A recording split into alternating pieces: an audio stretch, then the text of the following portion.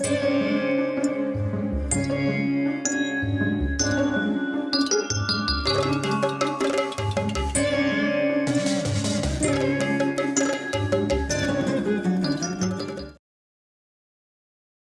ధృతరాష్ట్రుడు, నాయన, బలవంతులలో శత్రుత్వం పెట్టుకోవటం నాకు ఏమాత్రమూ ఇష్టం లేదు. బలవంతుల్ని ఏ విధంగా ఉపాయంతో వాళ్ళని మిత్రత్వం చేసుకోవాలి, కానీ శత్రుత్వం పెట్టుకోకూడదు. తప్పది. శత్రుత్వం మన స్థితిగతులనే మార్చివేస్తుంది. అది లోహంతో చేయబడని కానరాని ఆయుధం వంటిది. అది మార్చేస్తుంది. ఆయుధం కంటికి కనిపిస్తుంది. అందుచేత ఒక్కొక్కసారి దాని నుంచి తప్పించుకొని మనం ప్రాణాలు రక్షించుకోవచ్చు. ఆయుధం కనపడుతుంది కదా, కనపడేటువంటి ఆయుధానికి. ఇది బలవంతులైనటువంటి వాళ్ళ యుక్తి, వాళ్ళ యొక్క శక్తి కనపడనేటువంటి ఆయుధం అది.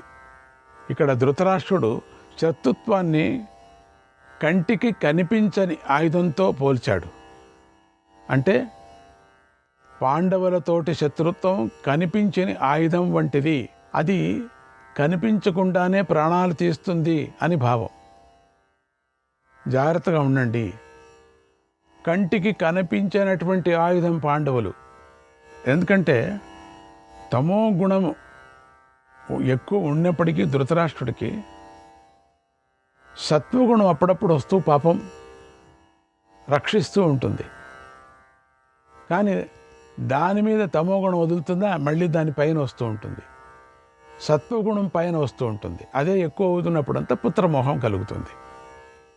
ధృతరాష్ట్రుడికి ఎందుకు అట్లా కలిగింది అంటే, నిజంగా కొంచెం సత్వగుణం ఉండేవాడే. ఎందుకంటే ఆ దివ్య రూపాన్ని చూడలేడు కదా. అది ఇంకొక కథ ఉంది, తర్వాత చెప్తాం, ముందుకు రావచ్చు. అందుకని సత్వగుణం కొంచెం ఉంది. ఎందుకంటే వ్యాస భగవానుల యొక్క అవతారంలో అదొక ప్రసాదం కదా. అందుకని అది ఆ ప్రసాదం ఎప్పుడూ వేస్ట్ కాకూడదు కదా. సత్వగుణం ఉన్నది. సత్వగుణం ఎవరో అడిగారు, వ్యాసుడి యొక్క శక్తితోనే కదా వాళ్ళు పుట్టింది, వాళ్ళకెందుకు ఆ దుర్బుద్ధి పుట్టింది ధృతరాష్ట్రుడికి అని ఒక ప్రశ్న. ఎక్కడ పుట్టింది? లేదే, దుర్బుద్ధి పుట్టలేదు వాళ్ళకి. ఇక్కడ దుర్బుద్ధి పుట్టింది ఎక్కడ అంటే పుత్రమోహంతో. ఆ పుత్రమోహంతో తమో గుణం ఎక్కువైపోయింది. ఆ ఒక్క పుత్రమోహం వదిలేసిందంటే సత్వగుణంతో కౌరవ రాజ్యం బాగుండేది, ఇంత తాపత్రయం జరిగేది కాదు. అందుకని చెప్తున్నాడు, ద్యూతము ధనాన్ని లభింపజేస్తుంది అని ఆశపడకు. ద్యూతము అనర్థాన్ని కలిగిస్తుంది. జూదం అనేది డబ్బు మాత్రమే వస్తుంది అనుకోకూడదు. గ్యాంబ్లింగ్లు అది అనర్థాలకు కారణమవుతుంది. గ్యాంబ్లింగ్ ఆడినంత డబ్బు రావచ్చేమో నీకు, కానీ అది అనర్థాలకు కూడా అవుతుంది. భార్య, పిల్లలు, బంధువులు దూరం అవుతారు. ఎప్పుడైనా ఈ డబ్బు తినాలి నన్ను అంతే, లేక నువ్వు భిక్షగాడైపోతావు. రెండిట్లో ఒకటి. ద్యూతం అతి ఘోరమైన కలహాన్ని పుట్టిస్తుంది. అది ఏదో ఒక విధంగా ప్రారంభమైతే దాని ఫలితం యుద్ధానికే దారితీస్తుంది అన్నాడు. అప్పుడు దుర్యోధనుడు, తండ్రి, ప్రాచీనులు కూడా ఈ జూదాన్ని ఆడారు. మళ్ళీ అదే చెప్తున్నాడు చూడండి. అందుచేత జూదం ఆడటం దోషం కాదు. జూదం ఆడటం వల్ల దోషం రాదు, యుద్ధం రాదు. పూర్వీకులకు యుద్ధం రాలేదు. ఎందుకు యుద్ధం వారు కొట్టుకోలేదు కదా అనుకున్నాడు. జూదం వల్ల వారు కొట్టుకున్నారు అన్న విషయం దుర్యోధనుడికి తెలియదు. దుర్యోధనుడికి ఆ కథలంతా తెలీదు. తండ్రి, నా మాట నమ్ము. ప్రస్తుతం నువ్వు ఈ శకుని మాటను అంగీకరించు. మహాజ్ఞాని శకుని మన యోగక్షేమానికి వచ్చాడు, మన ఉన్నతి కోసం వచ్చాడు. మన తల్లి వేరు ఉంది కదా, ఆ తల్లి వేరుకు నీళ్ళేస్తున్నాడు.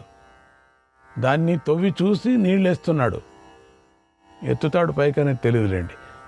అంత అద్భుతంగా మనల్ని రక్షిస్తున్నాడు. సమ్మతించు. వెంటనే సభను నిర్మించు. శత్రువులకు అవమానించటానికి అనుమతించు. నేను కాచుకున్నాను, వాళ్ళకి అవమానం కావాలా? నన్ను ఎంతగా అవమానం చేశారు. కేవలం ఒక మయసభలో ఆ 2 కోనేరుల దగ్గర ఏంటి నేను పంచెత్తుకొని కింద పడటం. అబ్బా అనుకుంటే నాకు అన్నము ఏమీ చేరదు. నాకు తెలుసా, నిద్ర పట్టడం లేదు. ఆ రోజు నుంచి ఈ రోజు వరకు నాకు నిద్ర లేదు. తండ్రి, నేనేం చెప్పగలను, నువ్వు చూడలేవు, నేనేం చేస్తూ. దేవుడు కృపతో నీకు చెవులు ఇచ్చాడు. ఆ చెవులు ఎంత షార్ప్గా ఉన్నాయంటే ఎక్కడ 3 మైళ్ళ దూరంలో ఒకటి పాత్ర పెడితే అది కనిపెడతావు. బాబోయ్, కళ్ళు లేవు నీకు, అయినా చెవులు మాత్రం ఉన్నాయి. కానీ నా బాధ నీకు తెలుసా? నేను నిద్రపోవటంలే, నేను ఎంతగా ఏడుస్తున్నాననేది నీకు వినిపించలేదా అని అంటూనే ఇక్కడ పుత్రమోహం లోపల, అయ్యో నాయనా అని. జూదంలో పాల్గొనే వారికి అందరికీ ఫలితం సమానంగానే ఉంటుంది. జూదంలో పోటీ పడే 2 వర్గాలకు అన్యాయం జరగదు. నన్ను నమ్ము, ఈ శకుని నమ్ము, వెంటనే శత్రువులైన పాండవులను పిలిపించు, జూదాన్ని ఏర్పాటు చెయ్యి అన్నాడు. అప్పుడు ధృతరాష్ట్రుడు, నాయనా, నువ్వు ఎంత తీయగా మాట్లాడినా నీ మాటలు నాకు నచ్చటం లేదు. చూడండి, సాత్విక గుణం లేదంటారే, ఉంది కదా, నాకు నచ్చటం లేదు, బాగా లేవు. అయినా నువ్వు బాధపడతావు కాబట్టి నీకేది ఇష్టమో అలాగే చెయ్యి. ఇది పుత్రమోహం కాకపోతే ఏమిటండి ఇది? మొండిపట్టుగా రాజు కదా, మొండిపట్టుగా ఉంటే ఒక్క పర్యం బాగుండు కదా. కానీ లోపల భయం. ఎందుకంటే ఏం చేస్తాడో, గుడ్డోడిని కదా నేను, బయట తరిమేస్తే ఇద్దరు గుడ్డోళ్ళం, దాసీలు లేకోకుండా అది బాధపడుతున్నాడు. నేను తరిమేస్తే పాండవుల దగ్గరికి వెళ్ళలేడా? ఆ ధైర్యం లేదు ఈ ముసలి మహారాజుకి. జూదాన్ని కనుక ప్రారంభిస్తే ఘోరం జరిగిపోతుంది. ఆ సమయంలో నా ఈ మాటలు నీకు బాగా జ్ఞాపకానికి వస్తాయి. అప్పుడు నువ్వు బాధపడతావు. ఈ మాటలు నువ్వు గుర్తుంచుకో. ఒక్కవేళ నువ్వు ఓడిపోతే అనే విధంగా మనస్సులో బాగా కుమిలిపోతావు. అప్పుడు ఇక బతకలేవు, చావలేవు అంతే. ఇలాంటి ఆటలు నీకు ధర్మం కాదు. నీకు ఈ జూదం మేలు చెయ్యదు. ఎందుకంటే వాళ్ళకి దైవబలం ఉన్నది, మనకు లేదు. అంటే విదురుడు చాలా బుద్ధిశాలి, పండితుడు. అతనికి ఇదంతా ముందే తెలుసు. క్షత్రియుల జీవితాలను నాశనం చేసే మహాభయం ఇప్పుడు పుట్టబోతుంది కూడా అన్నాడు నాతో. ఇప్పుడు ఆ సమయం వచ్చేసింది, పుట్టబోతుంది.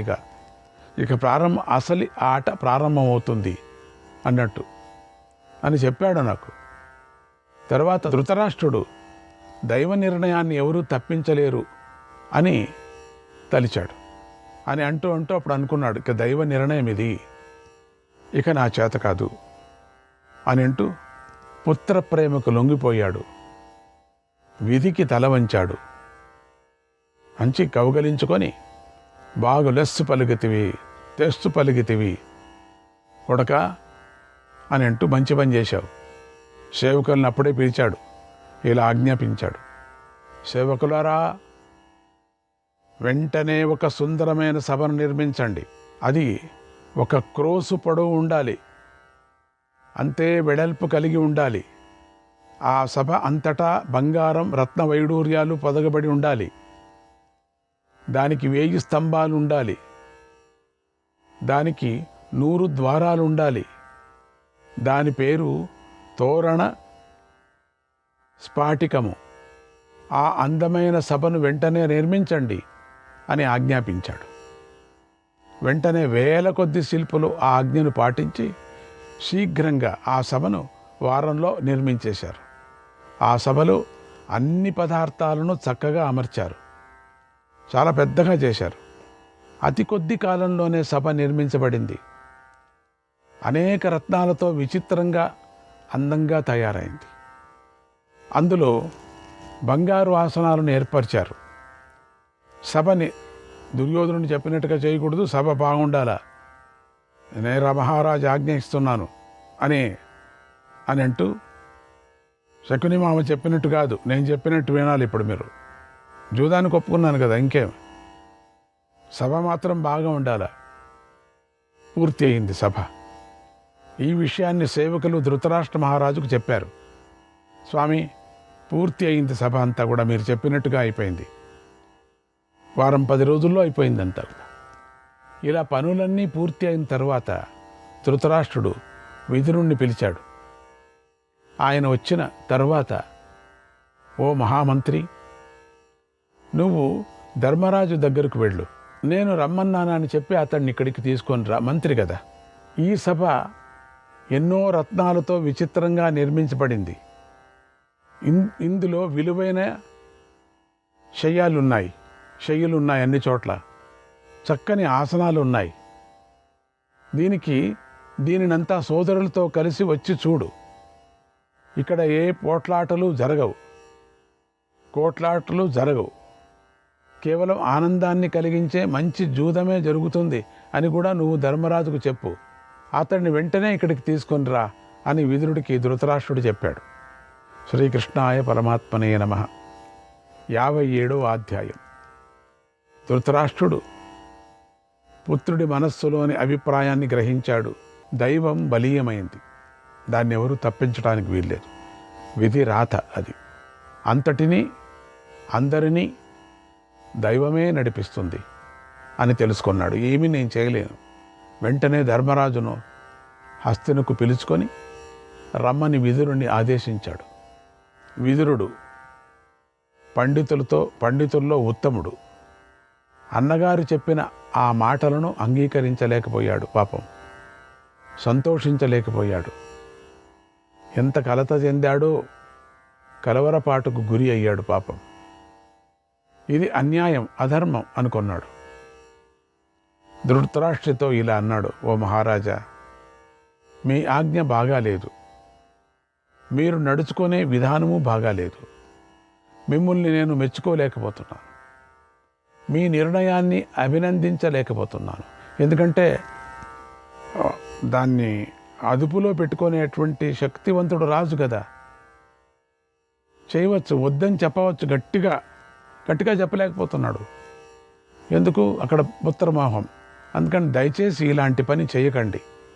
విదురుడు చెప్తున్నాడు, వద్దు, వాడి మాట వినద్దండి, నాశనమైపోతాం, పాండవులందరూ కూడా కష్టపడతారు. మీరు చేయించే ఈ పని వల్ల, నేను చెప్తున్నాను వినండి, వంశమే నాశనమైపోతుంది. అందుకు నాకెంతో భయం వేస్తుంది. పుత్రుల మధ్య వైరం పెరిగిపోతుంది, తీవ్రమైనటువంటి కలహం పడుతుంది, పగలు ప్రతీకారాలు పెరిగిపోతాయి. పగలు అంటే ఎప్పుడు ఈ పగలు ప్రతీకారం, ఒకదాని మీద ఒక పగ తీర్చుకోవటం, చివరకు భయంకరమైన వినాశనం జరుగుతుంది. దీనికంతా జూదమే కారణమవుతుంది. నాకెందుకు అనుమానంగా ఉంది మహారాజా, మీ నిర్ణయాన్ని వెనక్కి తీసుకోండి, ఒక్కసారి ఆలోచించండి. మీ ఆలోచన పూర్ణంగా లేదు, దయచేసి చక్కగా ఆలోచించి చెప్పండి, విచారించి చెప్పండి. ఇదే నా అభిప్రాయం, ఇదే నా మనస్సులోని మాట అన్నాడు. వద్దండి, చేయొద్దండి మహారాజా, ఇంకో పర్యం మీరు ఆజ్ఞ తీసుకోవచ్చు, సర్వశక్తులు మీరు, మీ వంశమే నాశనమైపోతుంది.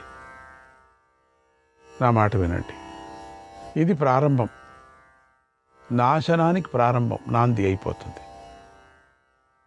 నా మాట వినండి అని చెప్తూ ఉంటే అప్పుడు ధృతరాష్ట్రుడు, ఓ విదురా, భయపడకు, నువ్వు అనుకున్నట్లుగా ఏమీ జరగదు, అందరూ బాగానే ఉంటారు, అంతా శుభమే జరుగుతుంది, అందరూ ఆనందంగానే ఉంటారు. ఆనందంతో కదా ఈ ఆట ఆడుతున్నాం మనం. యజ్ఞం, అంత పెద్ద యజ్ఞం చేశారు, తమ్ముళ్ళతో కూర్చొని ఎందుకు జూదం ఆడకూడదు, ఆడచ్చు. దైవం వ్యతిరేకంగా ఉంటూనే కలహం పడుతుంది, కోట్లాట్లు జరుగుతాయి, అప్పుడు మనకు బాధ కలుగుతుంది. కానీ ఇప్పుడు దైవం మనకు అనుకూలంగానే ఉంది కదా, అందరూ బాగానే ఉన్నాం కదా, అందరూ కూడా వాళ్ళు మేము అందరూ నవ్వుతూనే ఉన్నారు కదా, అందరూ కలిసిమెలిసే ఉన్నారు కదా, కనుక కలహం పుట్టదు కదా.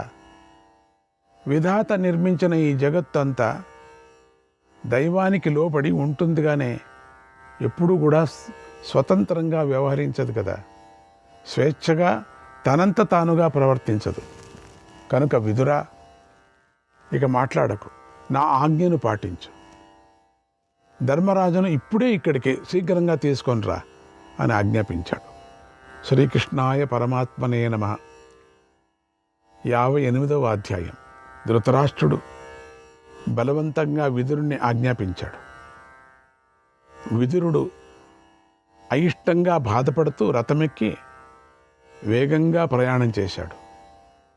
పాండవులు ఉన్న నగరానికి వెళ్ళాడు. అక్కడ అందరి చేత పూజించబడ్డాడు. విదురుని చూస్తూనే వాళ్లకు సంతోషం.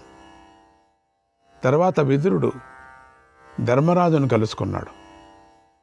ధర్మరాజు విదురుని పూజించి ధృతరాష్ట్రుకి క్షేమాన్ని ఇలా అడిగాడు. ఓ మహాత్మా, నీ మనస్సు అదోలాగా ఉంది. నీ ముఖం ప్రసన్నంగా లేదు. నువ్వు ఏదో ఆలోచిస్తున్నావు. నువ్వు విచారంగా ఉన్నావు. నువ్వు సంతోషంగా లేవని నాకు తెలుస్తుంది. నువ్వు ఎందుకో బాధపడుతున్నావు, మనస్సులో బాధపడుతున్నావు. అసలు నువ్వు బాగానే ఉన్నావా? క్షేమంగా ఉన్నావా? వృద్ధుడైన ఆ మహారాజుకు అతడి పుత్రులు అనుకూలంగానే ఉన్నారా? ధృతరాష్ట్రుడికి సంతోషాన్ని కలిగిస్తున్నారా? ఆయన మాటను వింటున్నారా? ప్రజలందరూ కూడా ఆయన మాట వింటున్నారా అన్నాడు. అంటే అంత చూడండి, ఇదంతా కూడా ఒక విస్పరింగ్ లాగా ఉన్నది. అంటే ఒక గేమ్ లాగా ఉంది.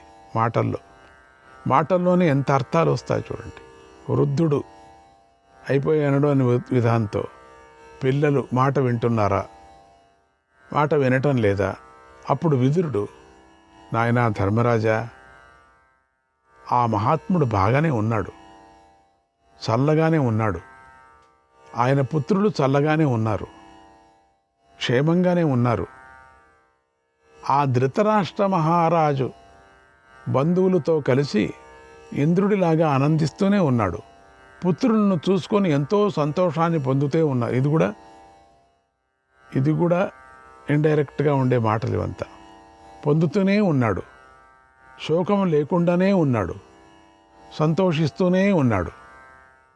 అయితే ఆ మహారాజే మీ క్షేమం గురించే విచారిస్తున్నాడు.